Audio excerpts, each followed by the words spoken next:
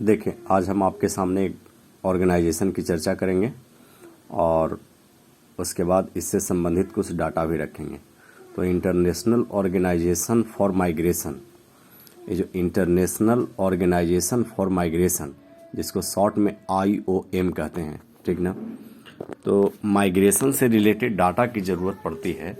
आप जब मेंस लिखेंगे वहाँ भी और फिर PT में भी। तो जो इंटरनेशनल ऑर्गेनाइजेशन फॉर माइग्रेशन है, इसकी स्थापना 1951 में हुई थी। It was established in 1951। 125 सदस्य हैं, 125 मेंबर्स।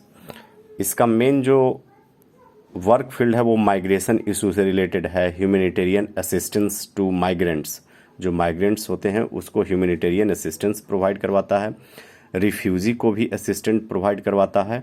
और more importantly internally displaced people, अगर किसी देश के अंदर ही कोई किन्हीं लोगों का पलायन हुआ है उसको भी ये मदद करता है, ठीक ना।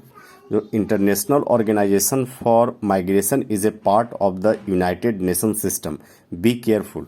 UPSC के मेंस में ये वाला पॉइंट रह सकता है कि International organisation for Migration is a part of the United Nation system.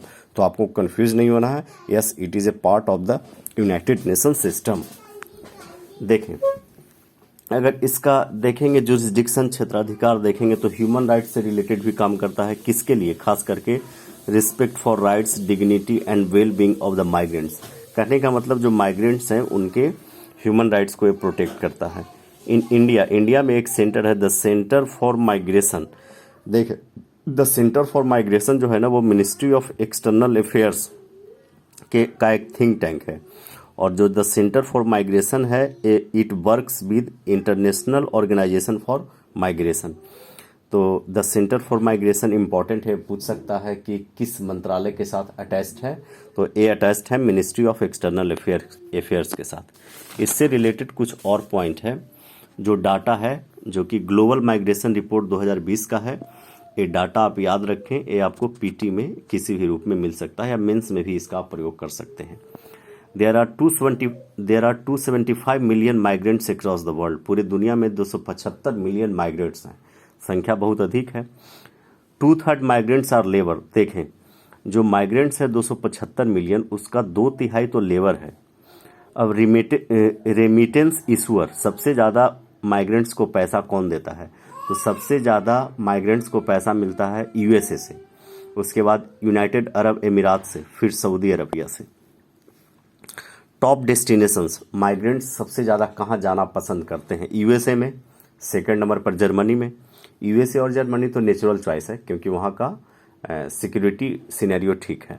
उसके बाद तीसरा सऊदी अरबिया। देखें, अगर आप सोशियोलॉजी या फिर फीमेल वगैरह पे, कुछ महिला पे आप लिख रहे हैं तो उसका परसेंटेज लिख सकते हैं कि पूरे 275 मिलियन माइग्रेंट्स में 47.9% शेयर किसका है? फीमेल का। अब देखें, एक कंट्री है यूनाइटेड अरब अमीरात, उसका जितना पॉपुलेशन है ना, वहाँ पे अगर पॉपुलेशन और माइग्रेंट्स का अगर आप प्रोपोर्शन देखेंगे तो हाईएस्ट प्रोपोर्शन है यूनाइटेड अरब अमीरात में। यानी यूनाइटेड अरब अमीरात का जितना मूल आबादी है उसमें माइग्रेंट्स का पॉपुलेशन सबसे अधिक है। अब एक बड़ा इंटरेस्टिंग फैक्ट है कि पूरी दुनिया में जितना माइग्रेंट्स हैं उसमें मैक्सिमम शेयर इंडिया का है। 275 मिलियन में 17.5 मिलियन तो क्या है? भारतीय है। दो और तथ्य देख लें जो इम्पोर्टेंट हैं। इंडियंस सबसे अधिक यूनाइटेड अरब अमीरात में जाते हैं। Indians receive maximum remittances. और भारतीय सबसे ज़्यादा, जो भारतीय माइग्रेंट्स हैं वो सबसे ज़्यादा पैसा पाते हैं, ठीक ना। तो इस फैक्ट्स को आप एग्ज़ाम में यूज कर सकते हैं। Thank you.